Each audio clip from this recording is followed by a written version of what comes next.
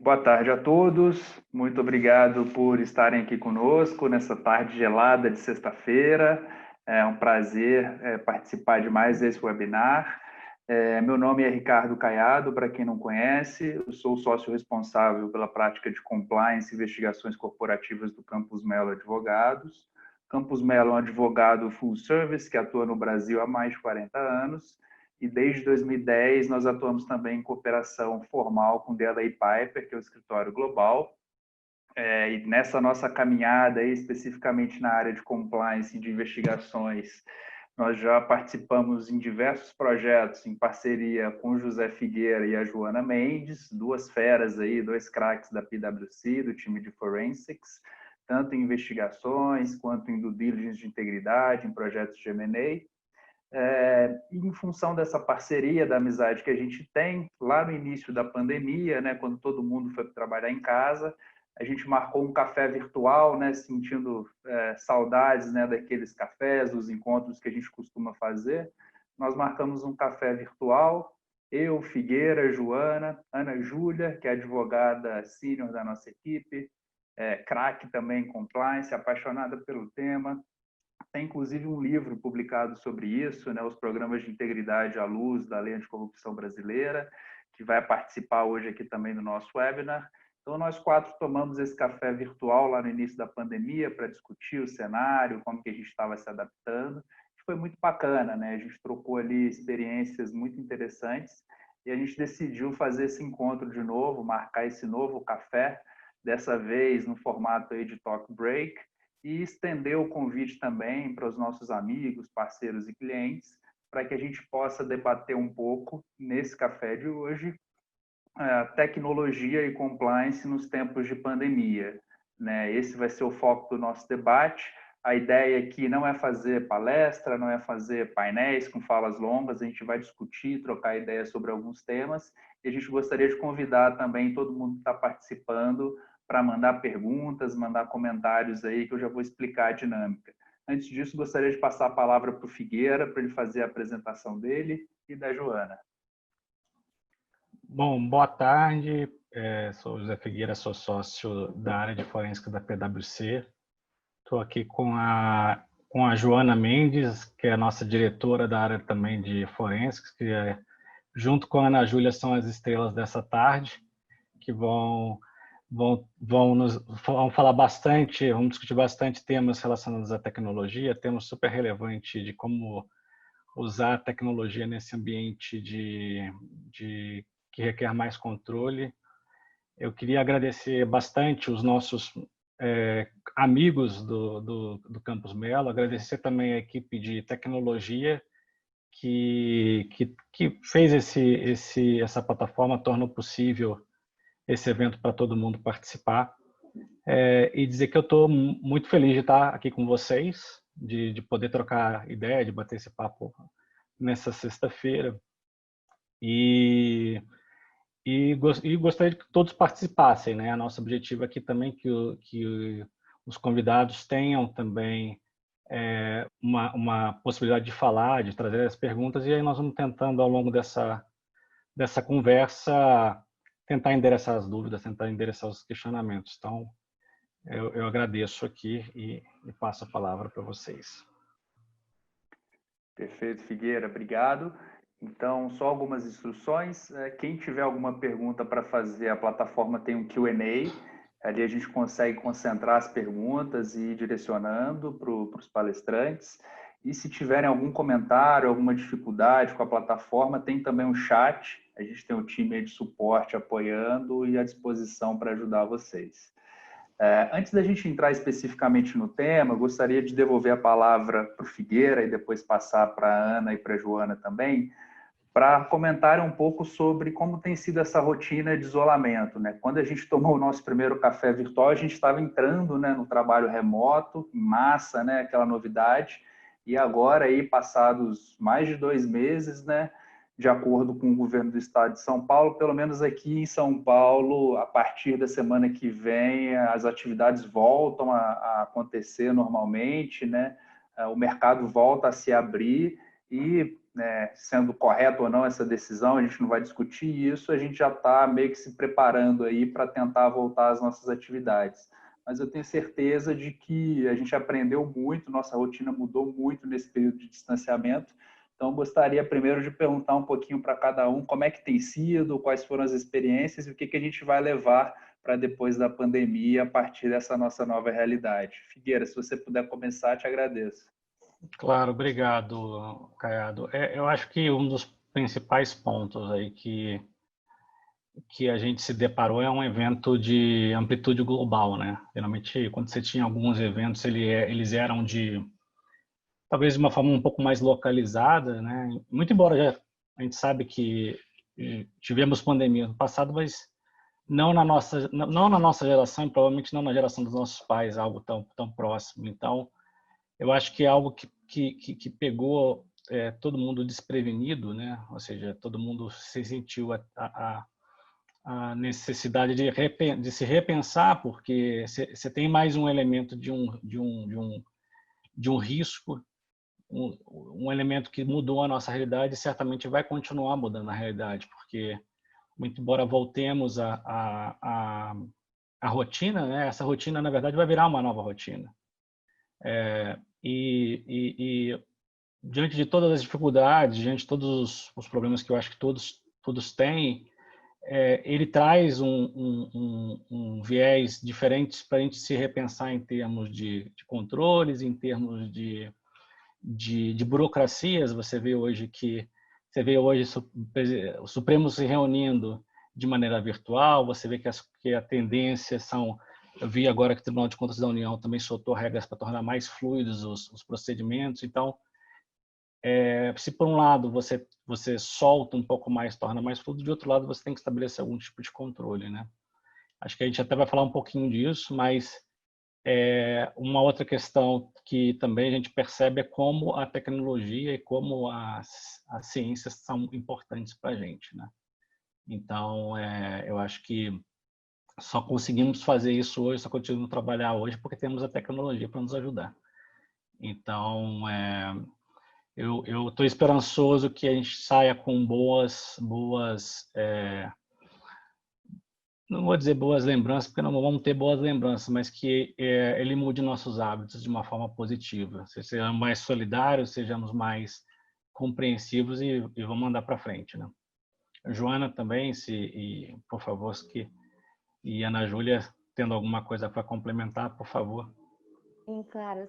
Se eu puder adicionar algo aqui em relação ao que o Figueira já comentou, acho que na PwC, particularmente falando da minha experiência pessoal, foi muito suave.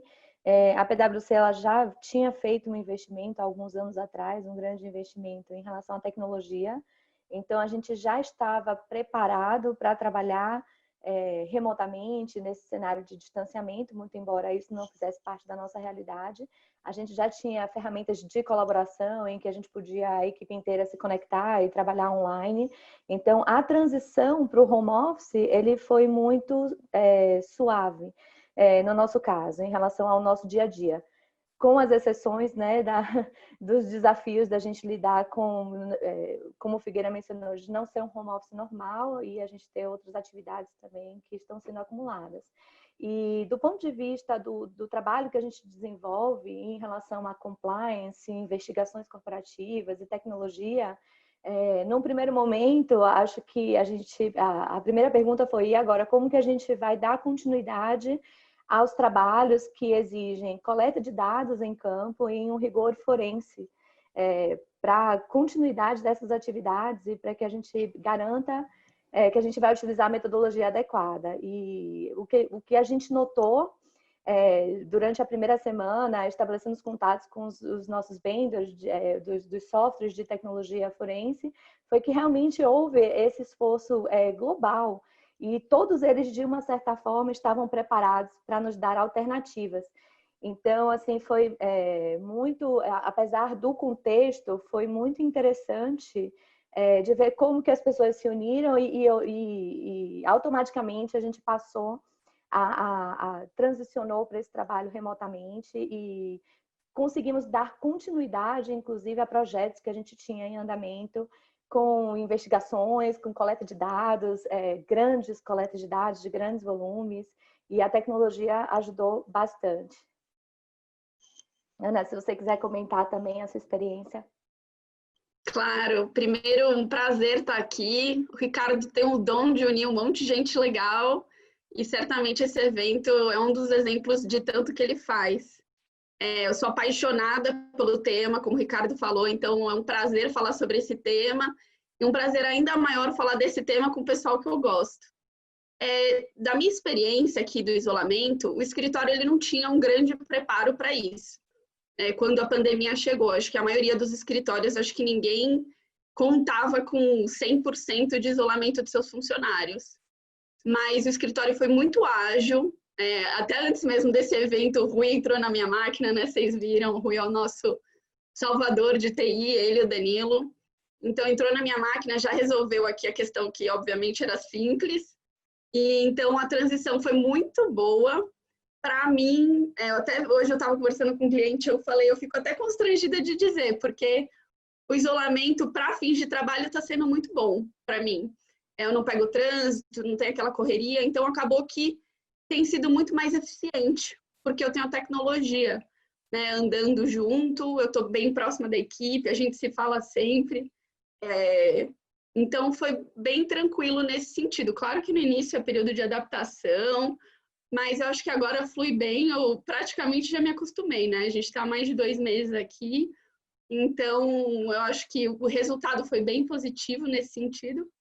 E o que o Figueira falou, né? A rotina vai virar nova rotina, então eu acredito que dentro dessa nova rotina caiba aí esse grande aprendizado do trabalho remoto e da relevância da tecnologia na nossa vida. Não sei se o Ricardo quer acrescentar algo. Muito legal, pessoal. Acho que é isso, né? Realmente a nossa rotina mudou muito. A gente aprendeu que dá para fazer muita coisa de casa com segurança, né? Que é um dos temas que a gente vai tratar aqui. Hoje em dia, as ferramentas de trabalho elas têm acesso por dupla validação. A gente tem VPN para trabalhar documentos em redes seguras. Então, de fato, acho que essa experiência vai abrir a cabeça nossa, né, aí para como a gente pode gerir melhor, né, o nosso tempo e o nosso trabalho. E por outro lado também, e confidenciando aqui, algo que me incomoda bastante é essa distância das pessoas, né? Eu gosto bastante de conversar, aquela coisa de passar na sala do colega. Isso, infelizmente, a gente perde. Então, acho que o outro lado da moeda é isso, é mostrar também que, por mais que a gente tenha todas as ferramentas em mãos, o fator humano, ele é essencial.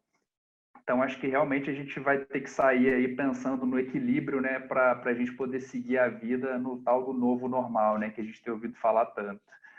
E aí, entrando efetivamente no tema, né, passados, como eu disse no início, 2 meses, né, dessa pandemia, eu queria perguntar para o Figueira quais são os principais riscos, Figueiras, que você percebeu aí com relação à integridade, né, nesse período de isolamento, de crise econômica, de escassez de recursos, né? O que você tem percebido como algo mais sensível que os departamentos de compliance têm enfrentado? Obrigado, Cado. E aí eu vou ter que pedir ajuda para a Ana, porque ela domina a matéria também muito bem. Eu acho que a gente tem que pensar da dimensão de quais clientes que a gente está se relacionando, né? Você tem clientes privados, você tem clientes públicos, você pode ser o fornecedor de um órgão público ou a sua área quer, na melhor das intenções, a sua empresa quer, na melhor das intenções, fazer uma doação ou participar ativamente de uma campanha e tudo isso acaba que, o melhor que você esteja, mais bem intencionado que você esteja, você tem que tomar uma série de cuidados. Então, eu acho que um dos cuidados que você precisa sempre ter é saber com quem que você está se relacionando, né? Com quem são seus fornecedores, o que você quer fazer, do ponto de vista das políticas internas da empresa, quais são os procedimentos que você tem que seguir, mas talvez você precise aumentar um pouco a dose de precaução nesse ambiente, né? Às vezes as pessoas, porque estamos num ambiente de emergência, estamos num ambiente de urgência, então as pessoas tendem a acelerar os procedimentos e talvez serem um pouco menos serem um pouco mais voluntariosas, um pouco menos conservadoras nos processos de decisão. Então, isso acaba que flexibiliza um pouco a nossa análise crítica, a nossa revisão, muito embora você tenha aí um input que te indique algum tipo de dúvida com relação a algum fornecimento, isso pode ser mitigado naquele voluntarismo que você quer de ajudar, por exemplo, de fazer uma doação. Então, o que algumas empresas têm feito é formar alguns comitês específicos ou trazer algumas matérias para comitês específicos para endereçar essas matérias, para endereçar temas relacionados a doações no ambiente de Covid ou de contratações sobre o ambiente de emergência, ou envolver mais o jurídico e ver se realmente a empresa não está criando uma contingência, um problema futuro para ela, por exemplo, como um fornecimento sobre uma contratação direta para um órgão público. Muito embora a gente tenha aí uma série de regulamentos e estamos num ambiente que se permita a contratação direta, é importante entender que contratação direta não significa qualquer contratação. Você vê claramente em notícias que, muito embora tenha contratação direta, os preços que estão sendo praticados nas contratações diretas estão variando imensamente, né? Para itens que são urgentes. E não estou entrando aqui no mérito de qualidade de produto, mas esse tipo de questão é super importante, saber se você está num ambiente saudável de contratação também. Eu chamo também um pouquinho a atenção da questão de normas e incentivos e ver se os incentivos estão sendo concedidos dentro de uma legalidade e se calçar adequadamente, ou com opiniões legais ou com uma análise criteriosa do compliance sobre isso. Ana, eu queria que você também, se puder ajudar a explorar um pouco o tema. Claro! Claro, Figueira, eu acho que você tocou num ponto bem bacana, na verdade em vários. No de doação, eu chamo a atenção para o decreto federal, né? Tantos decretos, tantos atos normativos que surgiram para a doação especificamente para a administração pública federal, agora com a possibilidade, inclusive, de ônus do encargo, é importante ter atenção para esse decreto também. O André Ferraz, da nossa equipe, escreveu um artigo sobre o tema bastante legal. Se a gente puder divulgar depois, eu acho que seria bem bacana. As contratações que você falou, um risco que eu vejo é essa maior interação com o poder público, né? Desde essas contratações por dispensa de licitação, seja ela emergencial, seja agora por valor em razão da última MP editada esse mês, até requisições de bem e serviço pela administração pública em tempos de pandemia. Um ponto que eu também chamo a atenção é essa enxurrada, né, que eu falei de atos normativos, que a empresa precisa se atentar aos quais atos ela está submetida. Só a título de exemplo, tem a lei, perdão, não é Covid, a lei 13.979, que traz flexibilização das regras de contratação pela administração pública no período de pandemia. A MP que eu mencionei, a 961 de 2020, ela autoriza pagamento antecipado nas licitações, ou seja, ela altera a questão, a execução do contrato administrativo, adequa limites de dispensa, ou seja, ela aumenta o limite de dispensa de licitação e amplia o regime do uso de RDC, o regime diferenciado das contratações. Eu acho que esses são alguns pontos que eu queria levantar. Quero ver se o Ricardo também tem algo a acrescentar e a Joana. Ótimo, obrigado, Ana e Figueira. Acho que realmente, né, a gente já está vivenciando aí todas essas novidades e excepcionalidades, né, da pandemia, e a gente tem visto também problemas acontecendo, né? A Polícia Federal está ativa. Eu tenho visto aí operações ao redor do Brasil semanalmente, né, no estado do Rio de Janeiro, mais recentemente, mas também já teve problema em Pernambuco, no Amapá. Então, de fato, essas contratações elas estão se comprovando, né, como efetivamente fontes de riscos de integridade que já estão se concretizando. Então, concordo com vocês E, como eu disse, né, pelo menos o Estado de São Paulo ele já tem um plano, né, formal e publicado para a reabertura da economia e das atividades. Então, acho que agora também o que a gente precisa começar a pensar são riscos oriundos dessa reabertura, né?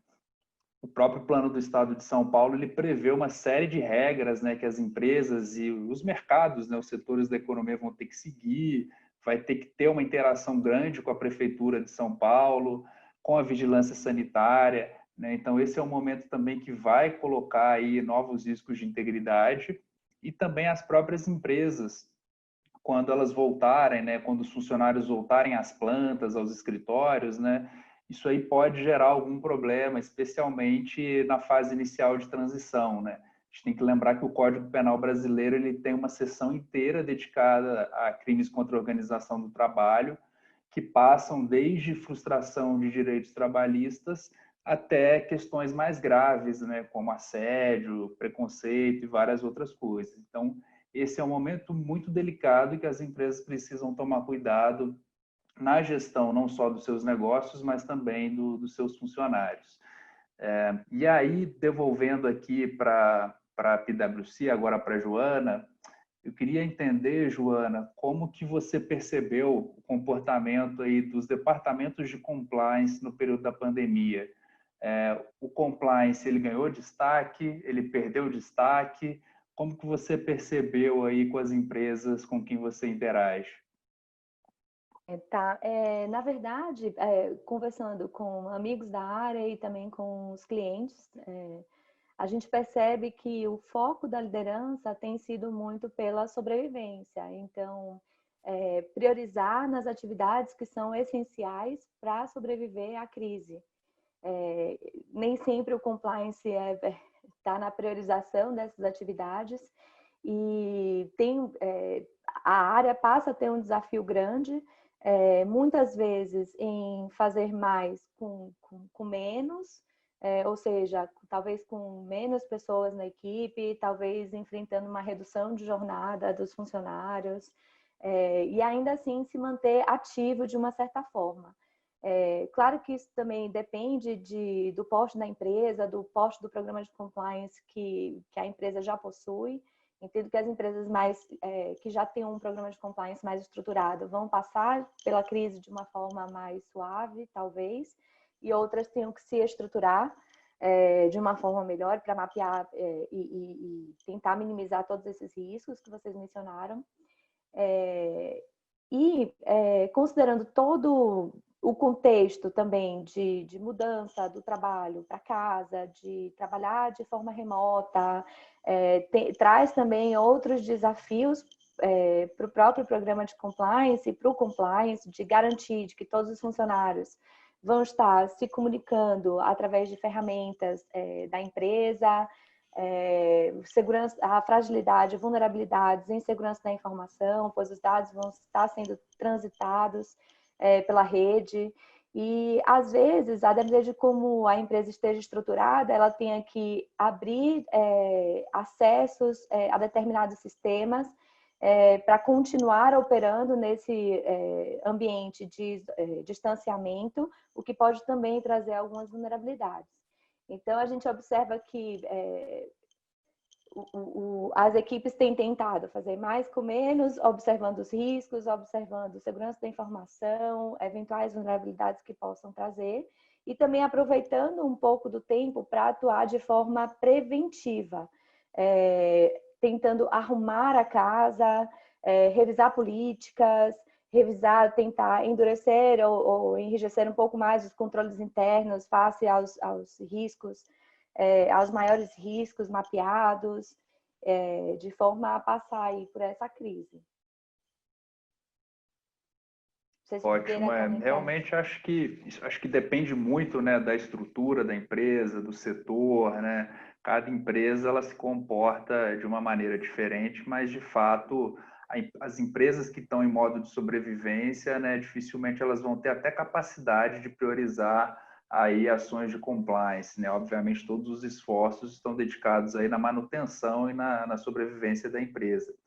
Mas pela nossa experiência lá no escritório, a gente tem um outro lado também, de empresas que já estavam, né, em processo de implementação do programa de integridade e que estão aproveitando esse momento, né, de pausa, né, de isolamento social para acelerar e, enfim, dar andamento à implementação. Então, pelo menos os projetos que já estavam em andamento e que estão começando, empresas de médio e pequeno porte, eles têm ganhado impulso aí nesse momento, né? E a gente vê que realmente as pessoas estão preocupadas com a questão de integridade, estão engajadas com o programa.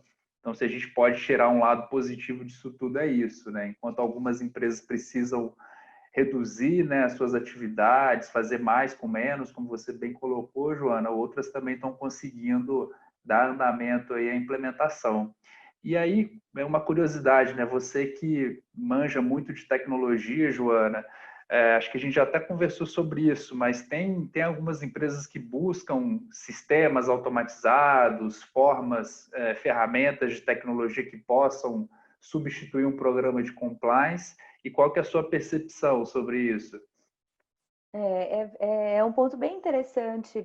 Nas discussões também com as pessoas da área, a gente observa que muitas pessoas buscam um programa de compliance que cubram todos os riscos e que seja um sistemazinho que eu vou plugar ali com um RP e ele rapidamente vai disparar alertas e vai monitorar todos os meus riscos automaticamente. E, na verdade, assim, não existe um padrão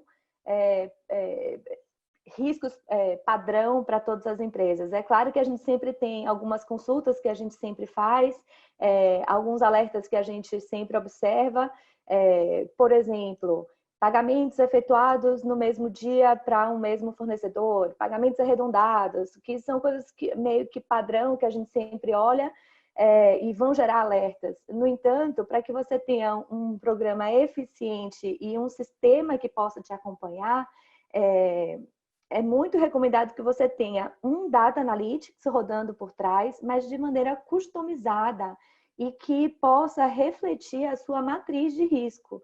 Então, ela vai pegar o seu negócio, o seu dia a dia, que vai ser diferente entre o cliente A, B e C, e vai adaptar através do Data Analytics e trazer para os seus principais riscos quais são os red flags e quem que eu vou querer acionar isso de forma automática ou para que a pessoa do compliance possa, de repente, fazer uma apuração e entrar no detalhamento para entender aquele eventual alerta. Então, as pessoas procuram muito por uma receita de bolo, é difícil, não é padrão, precisa ser customizado. Essa é a nossa percepção. Perfeito, concordo plenamente, né? Acho que a tecnologia ela ajuda bastante, mas ela ainda não substitui, né, a necessidade de ter um programa adequado ao perfil e aos riscos enfrentados por cada empresa. E aí, pulando aqui para a terceira pergunta desse tópico, né, que talvez seja a pergunta do milhão, em tempos de dificuldade financeira, escassez de recursos, de budget, de time, o que a empresa deve priorizar, né? Todo curso de compliance tem essa provocação, né? Se você só pode começar por um pilar do programa de compliance, qual pilar você focaria? O que vocês acham? Qual é o momento o que deve ser priorizado nesse momento? Figueira, se você quiser começar, ou Ana também, fiquem à vontade. Sim, acho que vai depender um pouquinho da empresa e um pouco dos riscos que ela está passando, né? Eu acho que você tem empresas que hoje estão muito expostas, por exemplo, a um risco de solvência, né? Solvência dos seus fornecedores e a solvência dos fornecedores pode, por exemplo, afetar o fornecimento de peça e afetar o seu negócio. E o que acontece? As condições dos fornecedores, ela está mudando muito, especialmente no que diz respeito à solvência, porque quando você pensa no fornecedor ou pensa no background check, inclusive de solvência, a maioria das análises elas são feitas num determinado momento e aquilo ali se torna estático para o tempo, né? Você não necessariamente está renovando essas pesquisas, essas análises. Então, eu acho que tem que ter um olhar crítico se a empresa entende que ela está exposta a um risco de solvência, a um risco de inadimplemento e repensar as políticas e repensar rotinas de análise dos seus fornecedores, né? E ver até que ponto ela tem alternativas no caso de problemas com um determinado fornecedor e como que ela endereça, quais são as alternativas que ela pode ter nesse aspecto. Assim, não acho que tenha muito uma receita do bolo, justamente porque os riscos são diferentes, né? Os riscos mudaram muito. Mas assim, o grande problema que muitas empresas estão experimentando é a redução expressiva da geração de receita e um aumento expressivo de problemas relacionados à inadimplência. Então, talvez ela tenha que repensar as suas revisões, repensar os seus controles e aí usar bastante a ferramenta de tecnologia, porque provavelmente ela vai ser barata, para tornar esse caminho bem dinâmico, né? Essa análise bem dinâmica e você fazendo inputs nesse sistema para que você reaja rápido, né? E pensar em alternativas. Ana, você tem mais pontos? Por favor, complemente aqui, A participe. resposta do milhão Vamos ver se você me ajuda. Eu acho que é a pergunta do milhão mesmo, né, Ricardo? Do meu lado, porque esse ponto não tem uma resposta.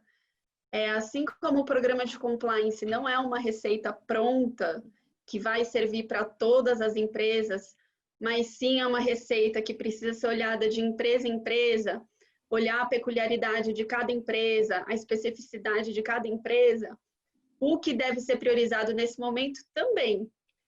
Todavia, o que eu olharia nesse momento é a matriz de risco, né? O primeiro tópico que a gente começou esse debate.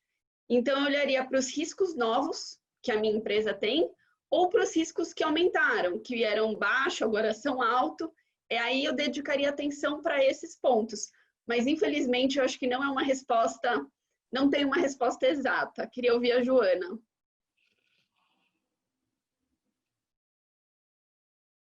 Desculpa, demorei um pouquinho, eu estava no mudo. Mas acho que é isso que você e o Figueira mencionaram, realmente não tem uma resposta padrão. E concordo quando a Ana fala que acho que o momento talvez seja muito mais de tentar atuar de forma mais preventiva, atualizando políticas, revisando a matriz de risco, de modo que você possa diminuir eventuais vulnerabilidades e riscos lá na frente para o futuro, nesse momento pós-pandemia. Porque, como o Ricardo mencionou, acho que as autoridades elas estão próximas, estão olhando as ações durante esse momento e imagino que isso terá consequência lá na frente quando a gente sair da crise. Excelente, muito bom. Acho que é isso. É uma pergunta difícil mesmo, né? Cada empresa vai ter que fazer esse exercício aí de identificar as prioridades. E aí, entrando aqui, né, já nos pilares, pelo menos os principais pilares que a gente separou do programa de compliance, a gente pensar como que a tecnologia pode auxiliar no cumprimento e no exercício desse pilar de maneira eficiente dentro das empresas. Acho que talvez mais do que nunca agora, né, o tom da liderança é fundamental, né? A liderança na crise ela é essencial para que a empresa possa superar o momento de dificuldade, entender onde ela está, qual é a estratégia para que ela tenha aí uma vida plena após a crise. Então, acho que mais do que nunca esse pilar que sempre foi, né, o principal de qualquer programa de integridade, ele ganha destaque ainda mais.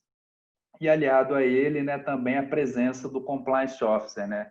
A função de compliance, seja um compliance officer ou um responsável, ela é muito importante, ela demanda muito de uma relação de confiança, né? É uma função que precisa estar próximo das pessoas, conversando com todo mundo, com a sala aberta a receber, né, dúvidas e denúncias, conforme for o caso. E essa situação de distanciamento físico dificulta muito esse exercício da função de compliance devido à distância, né, que a gente tem e à falta dessa presença física com os funcionários. Então, esse é um tema que me interessa bastante. E eu queria compartilhar com vocês a experiência que a gente tem tido no escritório. Como eu disse, a gente se organizou, né? A Ana comentou um pouco, depois eu complementei. A gente tem as ferramentas para trabalhar de casa, estamos funcionando normalmente, mas uma coisa que mudou na nossa realidade foi a proximidade com a liderança. Nós temos hoje reuniões semanais com o nosso managing partner de todo o escritório, ou seja, advogados, back-office, todo mundo, e a gente tem uma presença muito próxima do nosso managing partner no dia a dia. Algo que antigamente, antes disso tudo, né, até em função da distância, de você ter sedes diferentes, São Paulo, Rio, outros países, não era possível de se fazer.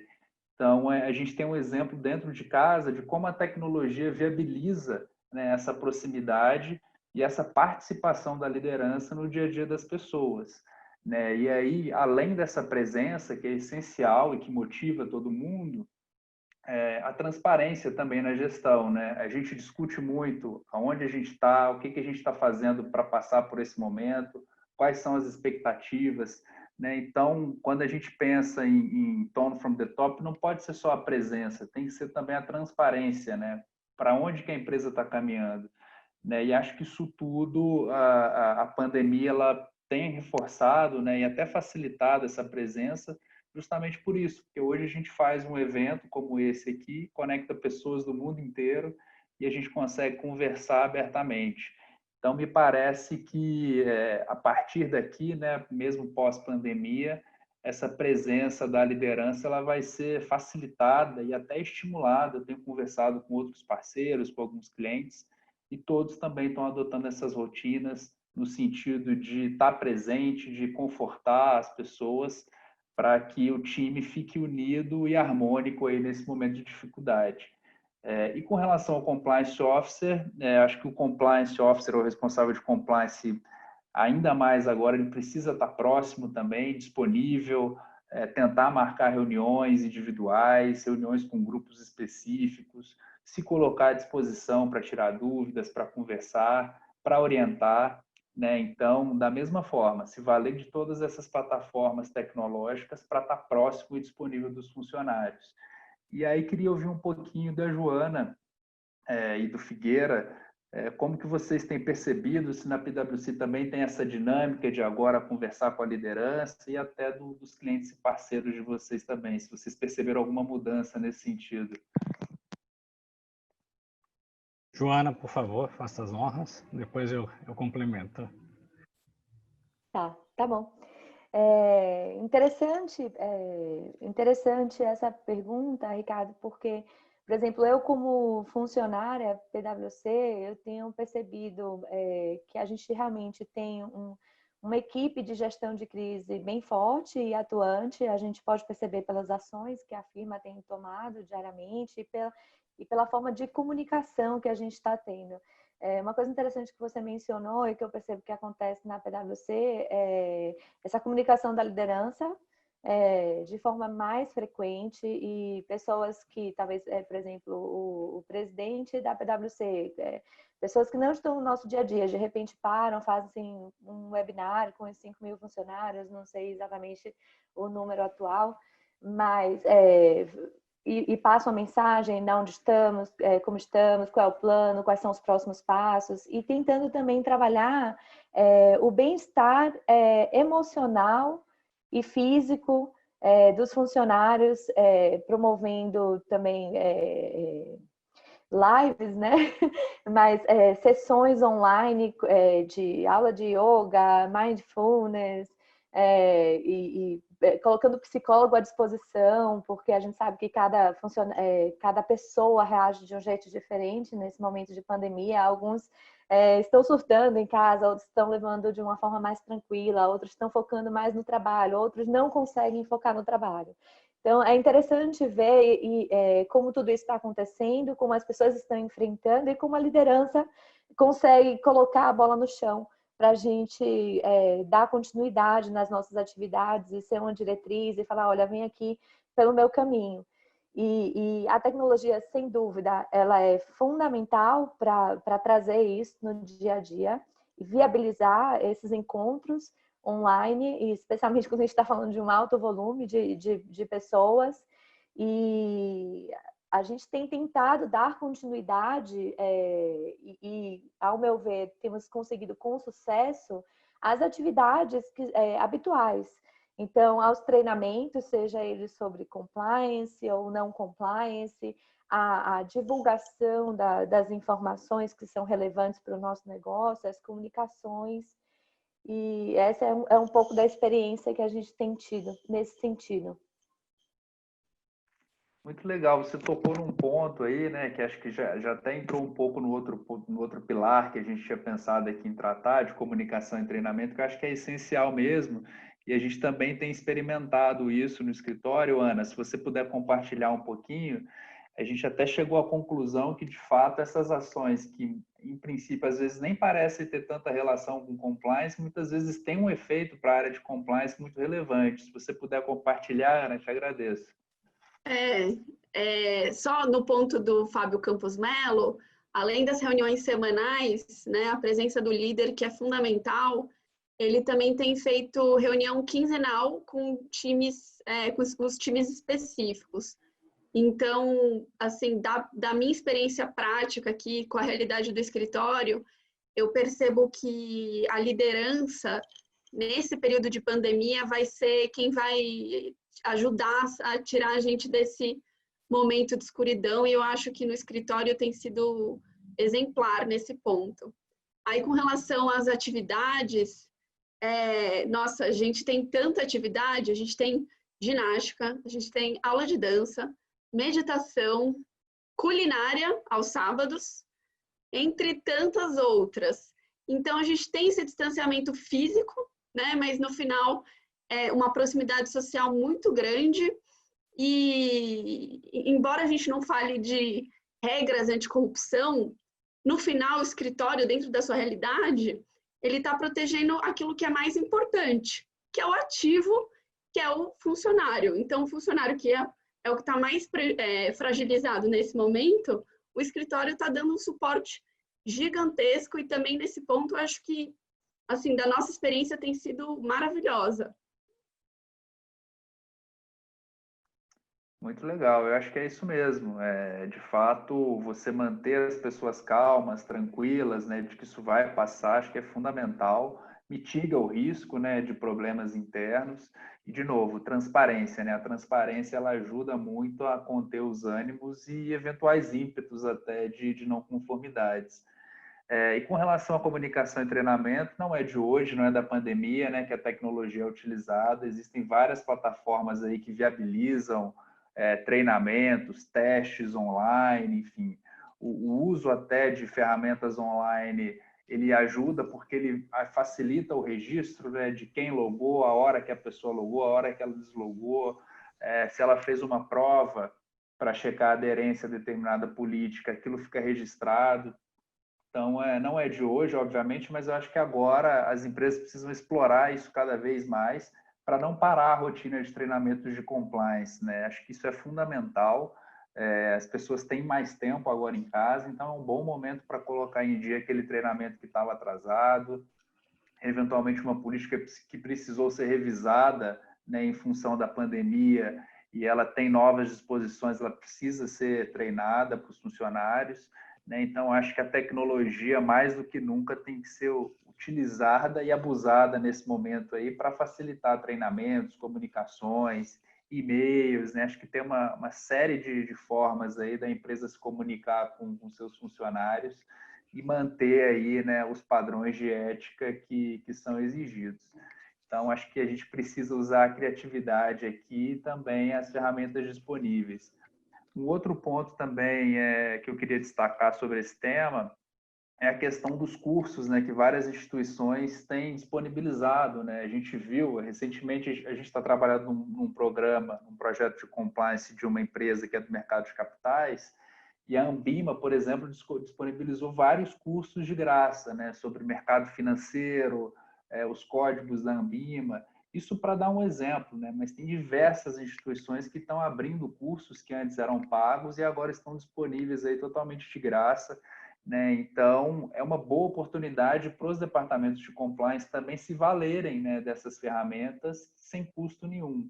né? Então, acho que realmente a gente precisa ser criativo, utilizar esse tempo disponível para buscar novas fontes de treinamento e de comunicação. Deixa eu só complementar um ponto aqui que eu lembrei antes que eu esqueça de Claro, novo.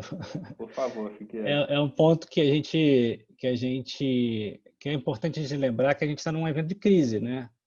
Então a gente está tentando fazer uma gestão de crise. Então o compliance e vamos dizer, o tone of the top, eles são muito importantes aí, seja para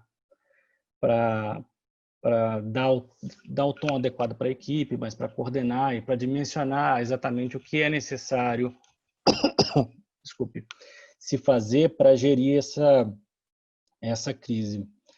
Então, se você, por exemplo, a gente se deparou com questões, por exemplo, na indústria hospitalar especificamente, que de repente ela se viu com uma grande questão na frente, que é, bom, como é que eu vou qual é a equipe que eu tenho que dimensionar? A minha tecnologia é suficiente para endereçar um pico que vai acontecer por um longo tempo. Então, eu acho que, e aí puxando um pouco do ponto que o Caiado falou no início, a gente precisa pensar nesse dimensionamento não só agora, mas no dimensionamento no pós, né? Então, é pensar o seguinte, bom, como é que está a minha estrutura hoje de TI? Como é que estão as minhas pessoas hoje para endereçar essa crise? E quais são as pessoas que eu preciso e qual é o dimensionamento adequado que eu preciso ter no pós-crise? Você tem, sei lá, você tem companhias que ficaram muito afetadas e vão ter que reduzir, e na redução precisam repensar a própria infraestrutura de tecnologia ou o que é o adequado dentro do budget que você tem. Mas você também tem outras empresas ou outras indústrias que tiveram um boom nesse momento, né? Então, você tem um subdimensionamento da capacidade para atender determinadas demandas, né? Então, a própria dinâmica não só de risco, mas a dinâmica de endereçar essa crise e dar uma resposta a uma nova demanda que se criou, ela precisa ser pensada de uma forma muito rápida para que se possa capturar as oportunidades, mas se possa capturar também e endereçar adequadamente essa crise, né? Volta aí para o Caiado. Oi. Se eu puder acrescentar, é que você falou de crise, treinamento, comunicação, e aí eu acho que é um bom ponto para se pensar como que eu vou manter meu treinamento e a comunicação sem prejudicar o rendimento da minha empresa, né? Eu acho que tem algumas sugestões, por exemplo, aplicar esses treinamentos em dias de menores demanda, então se a empresa tem uma menor demanda na sexta, é uma alternativa. Aplicar em horários alternativos antes ou depois do expediente, selecionar grupos menores de setores alternativos para não prejudicar a produtividade e, claro, eu gosto muito dos testes, na verdade eu odeio fazer teste, mas nesse caso, para compliance, eu acho o teste fundamental. Ele vai medir, né, a aderência dos colaboradores ao programa de compliance. E antes já era feito teste à distância, utilizando plataforma, e aí, de novo, a tecnologia vem e cobre esse ponto também. Era esse ponto que eu queria acrescentar. Legal, excelente. Então, esse é mesmo um bom ponto. Muito bom. Então, passando aí para o próximo pilar que a gente tinha disponibilizado a discutir, a gente entra aí nos canais de denúncia, né? Só para fazer uma breve introdução, a gente sabe que existem vários canais disponíveis no mercado, né? Canais aí que vão desde ferramentas mais simples até ferramentas mais robustas, né? E hoje em dia, com a evolução aí do compliance, né, dos serviços de compliance no Brasil, é muito fácil terceirizar um canal, né, que possa minimamente receber uma denúncia, fazer uma triagem inicial e viabilizar que o departamento de compliance analise aquela alegação e aquela denúncia. Isso é muito bom. A gente sabe que a CGU, por exemplo, no selo Proética, ela conta como positivo e dá pontos para empresas que têm canais terceirizados independentes. Não é que a empresa é obrigada a ter um canal terceirizado, obviamente que ela pode fazer isso dentro de casa, e muitas empresas o fazem de uma maneira muito boa, mas, via de regra, isso é bem visto aos olhos das autoridades, porque, teoricamente, um canal terceirizado, ele dá mais credibilidade, ele está mais restrito a tentativas de interferência. portanto, ele é sempre valorizado, inclusive pela CGU no Proética. E aí aqui, eu queria entender um pouquinho de vocês, talvez pela Ana, qual que é a percepção de vocês do funcionamento dos canais de denúncias na pandemia? Os canais têm funcionado? O tipo de alegações de denúncias mudou? Continua a mesma coisa? Se vocês puderem compartilhar algo sobre isso, agradeço. Vou começar então, mas eu adoraria ouvir o Figueira e a Joana também. Eu sou fã do canal de denúncia, eu acho o canal de denúncia um excelente termômetro para medir o funcionamento do programa de compliance, então o que chega, né? Se não chega nada é porque não está funcionando direito, assim, não teve comunicação, ou as pessoas têm medo. E da mesma forma, o canal de denúncia ele precisa funcionar muito bem, se não até melhor, nesse período de pandemia, porque ele vai ajudar a medir como que está girando esse canal de denúncia. Do que eu tenho visto, Ricardo, as denúncias elas ou mantiveram ou aumentaram, inclusive agora com relatos do tempo que a gente está vivendo, né? Assim como o compliance acompanha a realidade, o canal de denúncia também. Então, as denúncias chegam ou por falta de cumprimento do isolamento, ou por falta de cumprimento da carga horária. Enfim, tenho visto isso. Eu acho que tem funcionado sim, e ele é excelente, uma excelente ferramenta, um excelente termômetro, e deve ser extremamente estimulado. E aí, de novo, usando a tecnologia, a gente tem um cliente, Ricardo, que ele colocava em descanso de tela e mousepad. Então, não tinha como você não ver que não existia o canal de denúncia. O computador descansava, tinha um descanso de tela e estava ali o canal de denúncia. Então, mais ainda, a empresa tem que analisar quais são as ferramentas que ela tem e divulgar, assim, estimular mesmo o uso do canal, porque é ele que vai mensurar como que está o andamento do programa de compliance. E queria ouvir do Figueira e da Joana. O que vocês acham? Vou trazer só mais um ponto, aí eu passo para a Joana. Eu acho super importante quando você também possibilita que você torne os seus fornecedores ou seus agentes externos participantes do canal de denúncia, né? Porque eu acho que enriquece bastante vamos dizer, o oversee das suas relações ou de como os seus funcionários estão representando a empresa fora do ambiente. Então, eu acho que é super importante ter o treinamento, ter as pessoas da sua empresa ou do seu grupo sabedoras do canal de denúncia, estimulando que usem, ainda que na dúvida, né?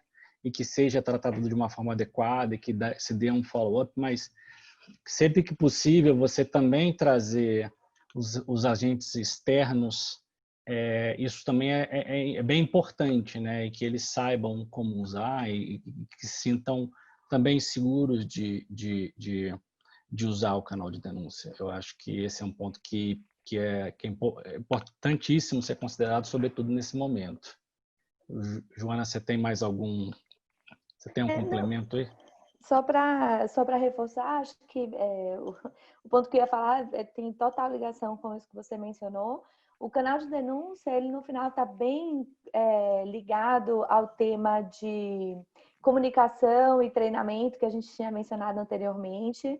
E acho que é um desafio também para o Compliance Officer para ter pílulas de comunicação, lembrando que o canal de denúncia existe, que ele precisa ser utilizado, quais são os protocolos, e especialmente no tema de condução mesmo das apurações e das verificações que são consequências,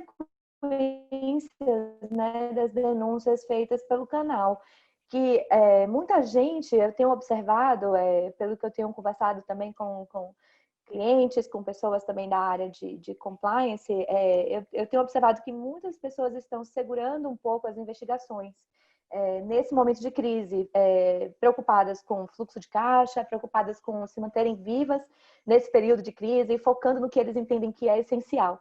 E acho que esse é um ponto importante, porque a gente ainda não tem uma visibilidade de quanto tempo a crise vai durar. É claro que a gente agora, pelas comunicações do governo, a gente tem visto uma luz no fim do túnel, né? Graças a Deus. e uma expectativa de retorno das atividades, mas acho que o canal de denúncia ele é importante e as denúncias precisam ser apuradas. É claro que não necessariamente você vai fazer toda a investigação das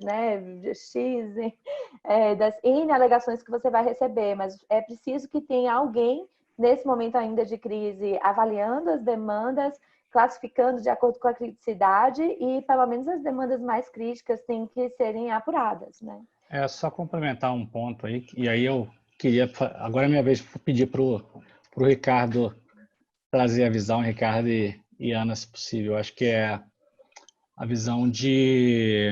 A gente sabe que também tem denúncias e tem prazos aí prescricionais que acabam se aplicando, ou deveres de resposta da administração relativamente ao tratamento de denúncia, né? Como é que vocês estão enxergando aí essa questão das investigações internas, da aplicação de medidas disciplinares ou medidas penais? Traz aí a visão de vocês para a gente e depois se a gente complementa se for necessário algum outro ponto. Excelente, Figueira. Obrigado pelo ponto. Acho que a questão das investigações ela é essencial, mas ao mesmo tempo muito sensível também nesse período de pandemia, né? Lá no início, quando a gente começou, realmente a primeira reação de muitas empresas foi de segurar um pouco as investigações, como a Joana bem colocou, né? Eu acho que várias empresas estão com uma série de investigações no pipeline aí para ativarem assim que possível. Não só pela questão financeira, né, que a gente sabe que tem um custo financeiro envolvido nas investigações, mas também até pelo momento de crise, né? Eu discuti muito isso já com alguns clientes, inclusive com os sócios lá do DLA, né? Como que você chama uma pessoa para uma entrevista virtual no momento de crise, né, em que está todo mundo sem saber muito bem o que vai acontecer, ainda você coloca mais esse elemento de uma investigação, né? É muito sensível, dependendo da situação.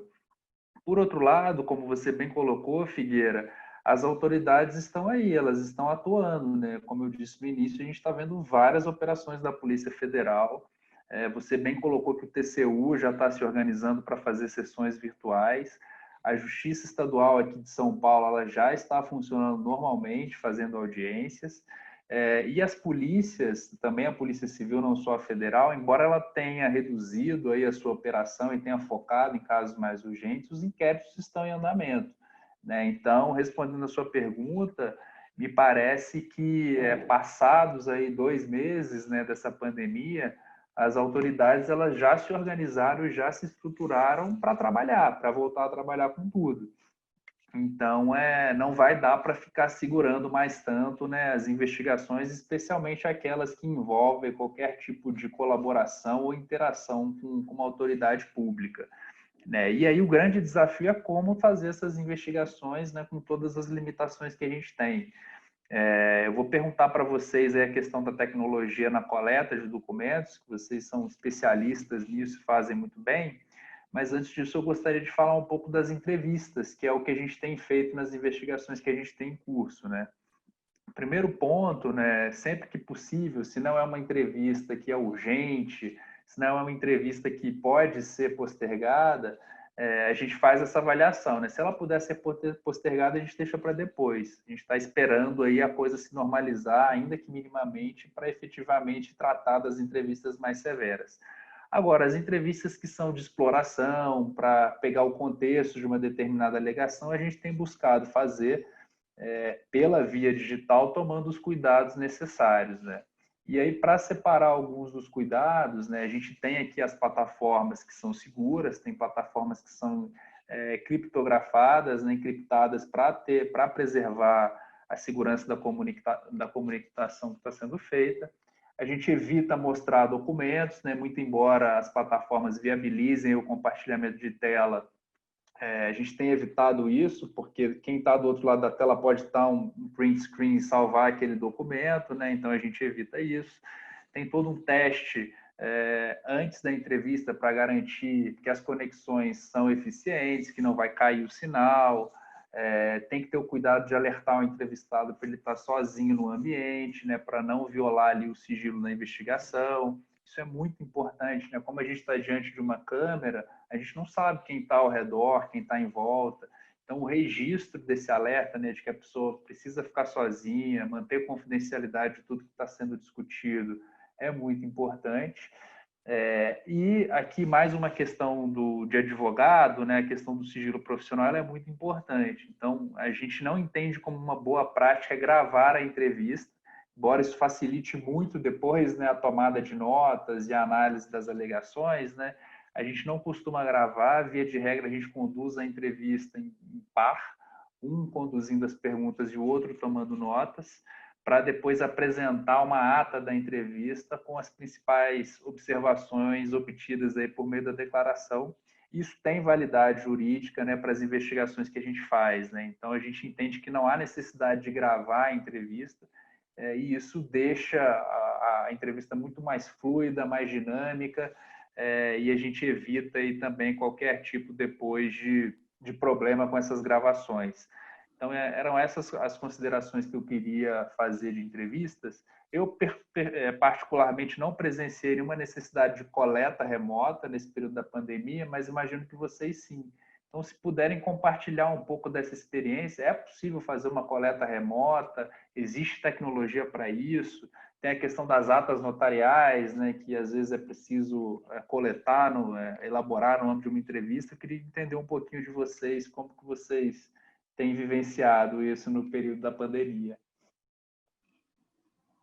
Joana, por favor, e acho que depois na sequência a gente tem uma pergunta também, que é como assegurar a efetividade da entrevista online. Então, vamos responder aqui e depois a gente volta para o Ricardo e para a Ana, para vocês endereçar essa questão que veio agora, que eu acho que encaixa bem. Joana, por favor. Legal. Em relação à coleta de dados, é possível sim a gente dar continuidade com essa atividade normalmente de forma remota. É claro que traz alguns desafios e a tecnologia que a gente vai utilizar, existem N opções no mercado com rigor forense e algumas delas, inclusive, que a gente já estava acostumado a utilizar indo presencialmente a campo. E a gente tem alguns desafios nessa coleta remota, especialmente porque a gente não vai estar em loco, né, no ambiente onde o dado está. Então, acho que o desafio que a gente enfrentou maior até o momento foi a questão do tempo de coleta, porque demora um pouco mais, a gente vai ter um volume de dados grande, a depender do objeto da coleta, trafegando via rede. E a gente precisa garantir também de que a gente vai ter uma conexão segura para transitar essa informação. Então, via VPN, conectar com o cliente e N opções de ferramentas. A depender se é celular, se vai ser computador. Inclusive, algumas pessoas perguntam, mas ainda o RP, por exemplo, eu consigo pegar e baixar todo o meu sistema de pagamentos para que eu possa fazer análise desses pagamentos como parte do escopo da investigação interna? Sim, a gente consegue. E aí, nesses desafios, a gente tem feito diferentes experiências. Às vezes, uma coleta de um computador pode demorar de 8, 12 horas.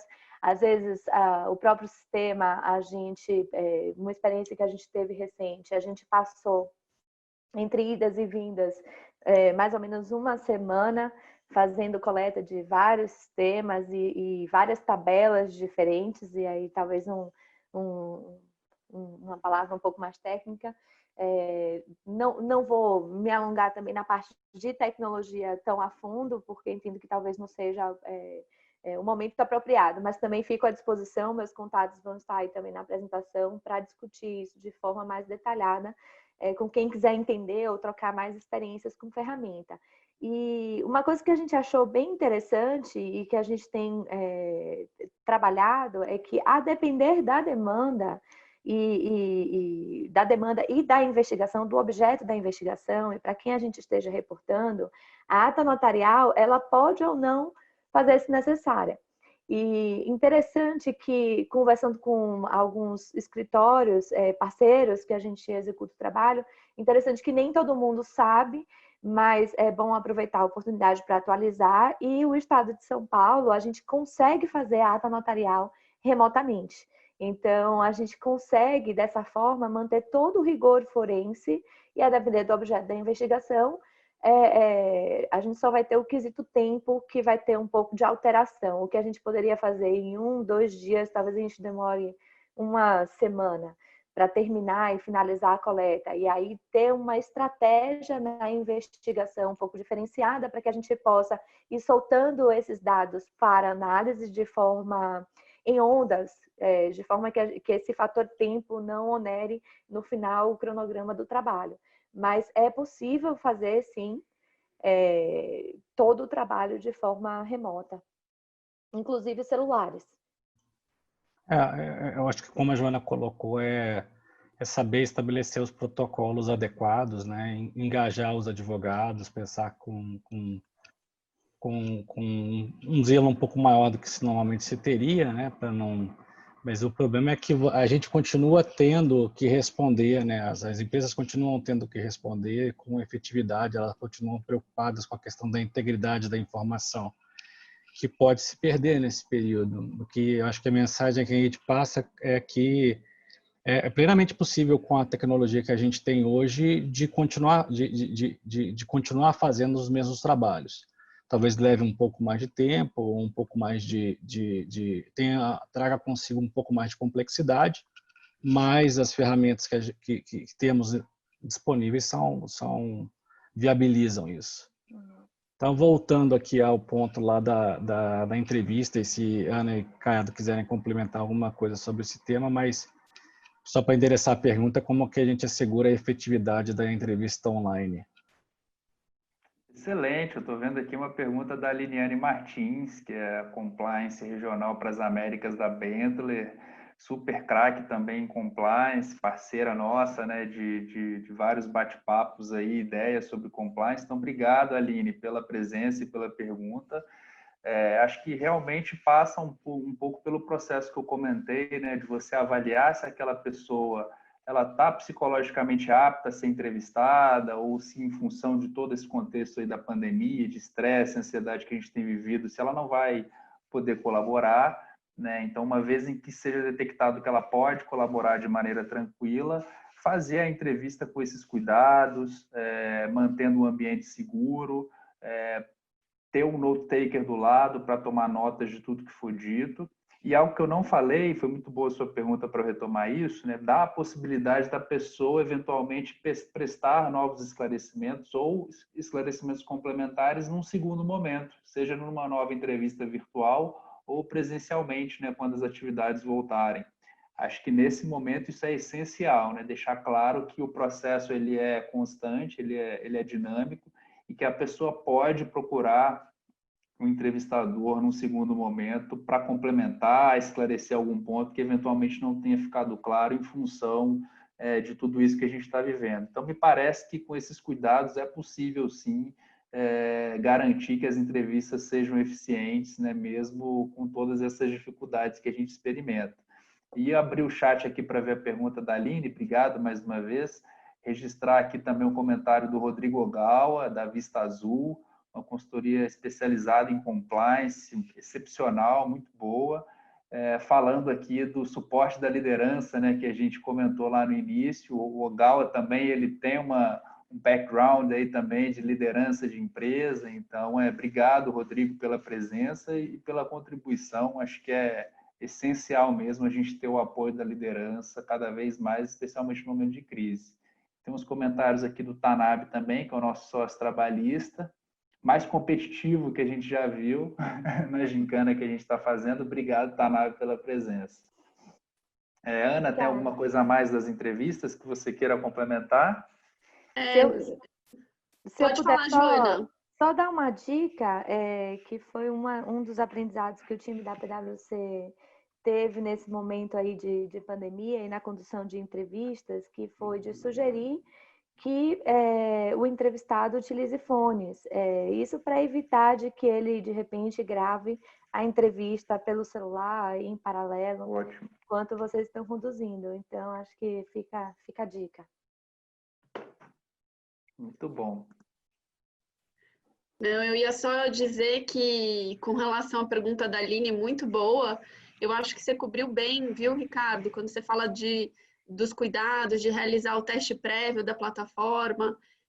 estabelecer meio alternativo para a conexão, caso ela seja interrompida, ter as instruções de praxe para o entrevistado, estabelecer regras para a entrevista durante a entrevista virtual e, como o Figueira falou e a Joana, né, seguir protocolos, ter maior zelo. Então, acho que eles cobriram bem essa pergunta.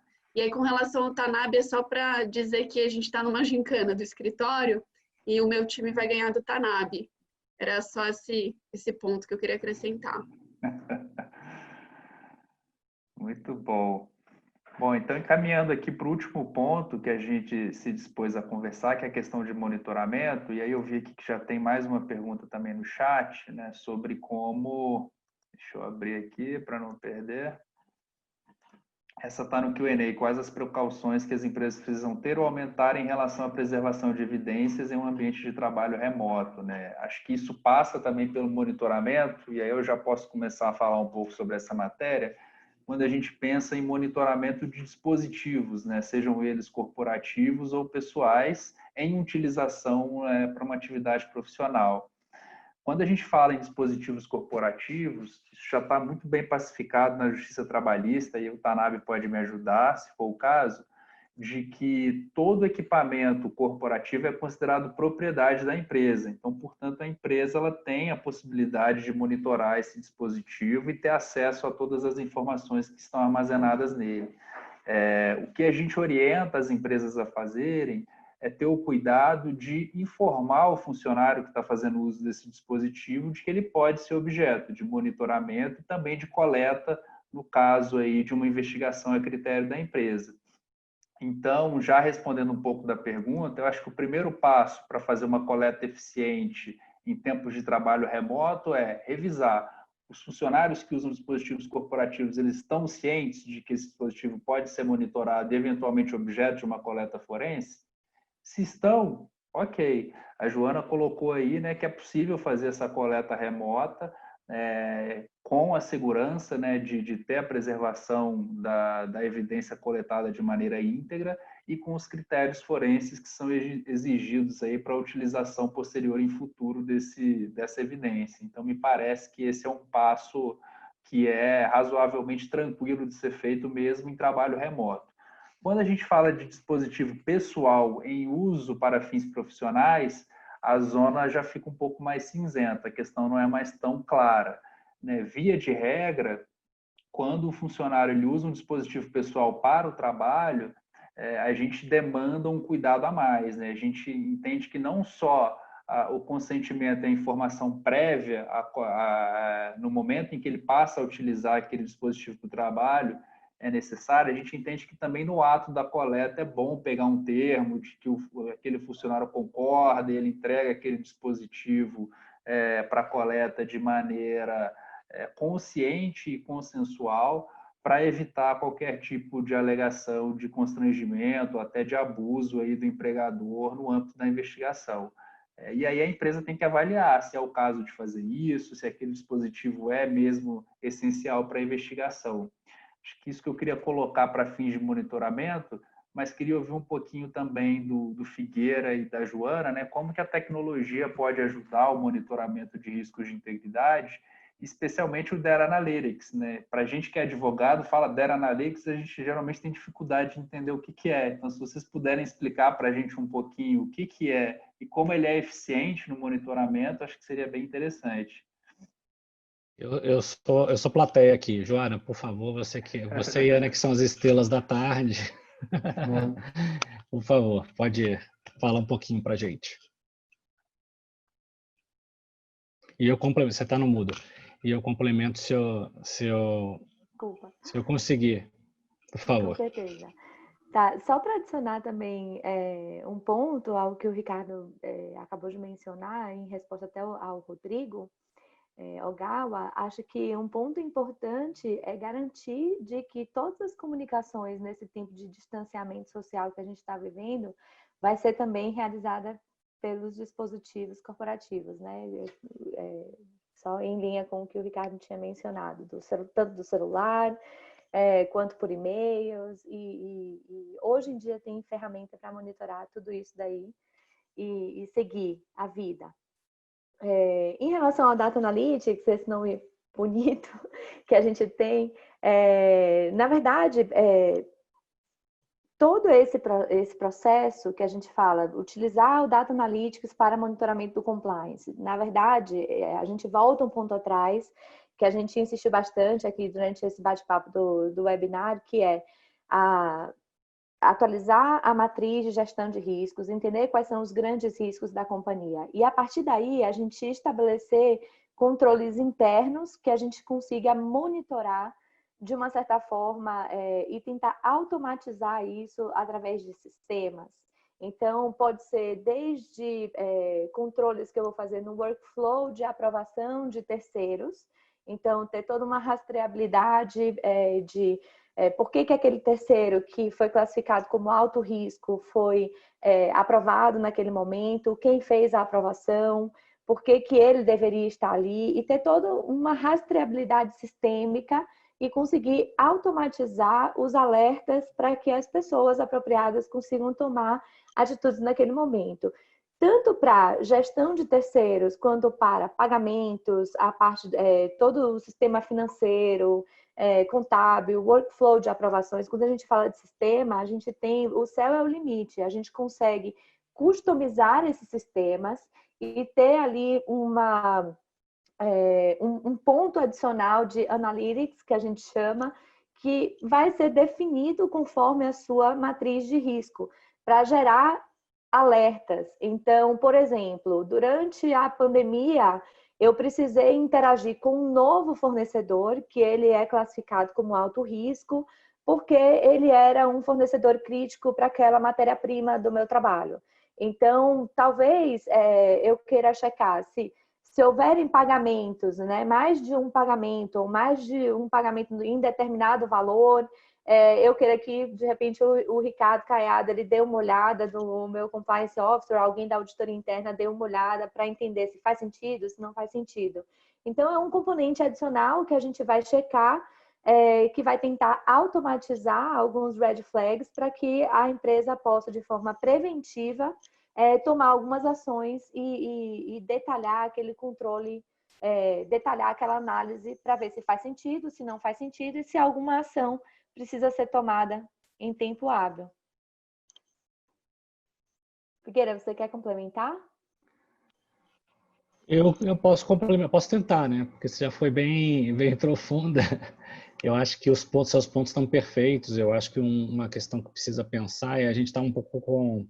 Às vezes fica muito focado na nossa cabeça em São Paulo, né? A gente tem que pensar que tem empresas que têm plantas no interior, plantas em vários pontos que não necessariamente são de fácil acesso, né? Então, às vezes, você precisa ter um dinamismo muito rápido. Então, você precisa ver se você está dimensionado adequadamente, se a infraestrutura não ficou prejudicada, se as pessoas que estão ali monitorando também continuam ali, porque você às vezes faz um monitoramento local de muitas coisas, enfim, inspeções, se você tem uma fábrica de alimentos, você tem inspeções locais, então é pensar se estão todos ali, né? Se não tiver ali, como é que você coloca o seu plano em cima disso? E aí você conseguir automatizar e gerar alertas e gerar planos alternativos para essa automatização é o ideal, né? Porque você consegue trazer essa informação para um grupo centralizado, então você centraliza um pouco mais, você tem mais dinamismo, você tem mais velocidade, talvez mais sofisticação na sua resposta. E, então, eu acho que isso é um ponto que você precisa pensar. E lembrando que a gente falou lá atrás, também é trazer esses inputs de uma maneira sempre muito dinâmica, né? Ou seja, eu preciso saber se a pessoa continua solvente, eu preciso saber se eu não estou falando com alguém que foi incluído numa lista de TCU de inidôneo, eu preciso saber se eu não estou negociando com uma pessoa que pode me gerar uma questão reputacional relevante, né? Pode ser um político local, pode ser primo de um político local. Então, são esses alertas aí, ou seja, você tem que ser muito, muito dinâmico, muito rápido nesse momento e alerta, né? Não sei se Caiado ou Júlia queiram trazer mais algum input. Eu acho que vocês exploraram super bem. Acho que a tecnologia ela ajuda muito, né, nesse momento de distanciamento para fazer o monitoramento, especialmente o monitoramento de indicadores financeiros, né, pagamentos, enfim. Acho que as empresas precisam explorar isso cada vez mais e até incorporar depois nas atividades rotineiras quando a situação se normalizar. Então, de fato, acho que há várias formas aí da gente cumprir esse pilar que é super importante do programa de integridade para identificar novos riscos, atualizar as políticas e manter o programa ativo e adequado à estrutura e o porte da empresa. Encerramos aqui os pontos que a gente tinha colocado. Vou abrir para considerações finais, se alguém quiser. Novas perguntas, não estou vendo nenhuma aqui no chat, mas eventualmente se eu perdi alguma me ajudem. Mas acho que a gente conseguiu cumprir aqui dentro do prazo o que a gente havia proposto, que é fazer esse bate-papo com os nossos parceiros e amigos, José Figueira e Joana, da PwC.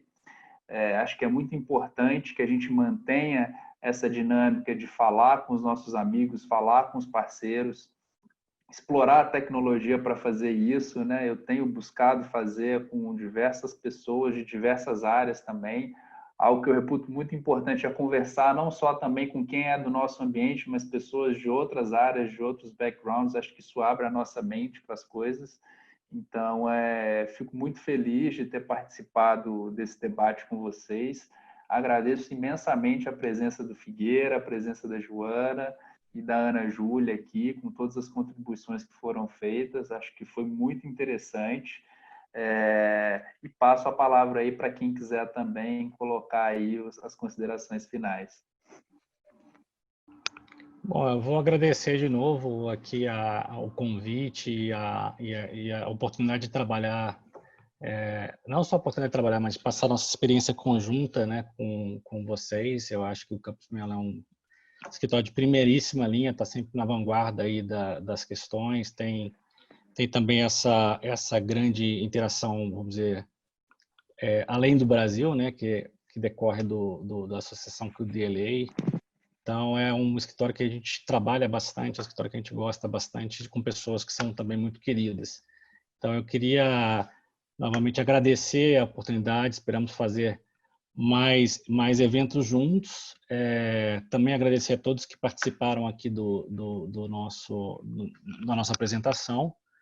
Em nome da PwC. Ana, Ricardo, muito obrigado. Também agradeço também a equipe de tecnologia, nossas equipes de marketing também que nos ajudaram a estruturar esse evento. Passa aí. Obrigado.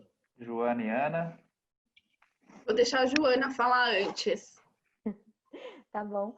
Eu queria agradecer a oportunidade, acho que faço as palavras do Figueira as minhas, e é um prazer estar aqui compartilhando as experiências com esse time muito querido e muito experiente também no assunto. Obrigada.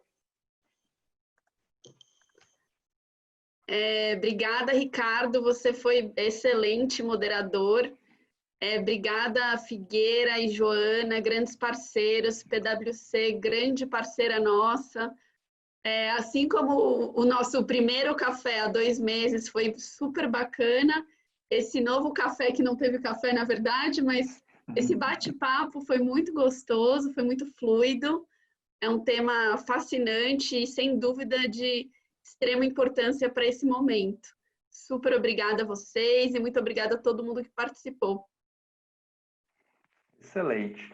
Para a gente finalizar, então, eu gostaria de informar que a gravação desse nosso debate ela vai estar disponível no LinkedIn, nas mídias do escritório, imagino que também dos participantes. Então, para quem não pôde acompanhar ou quem quiser revisitar algum ponto do debate, a mídia vai estar lá disponível.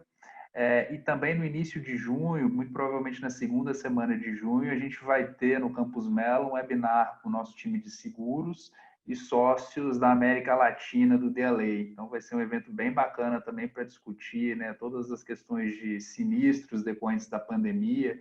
A gente teve essa semana sobre sinistros de cyber, bem interessante. Então, fica aí o convite para acompanharem a agenda aí dos próximos eventos. É isso, um abraço, um bom fim de semana a todos e sigamos bem e firmes aí na quarentena.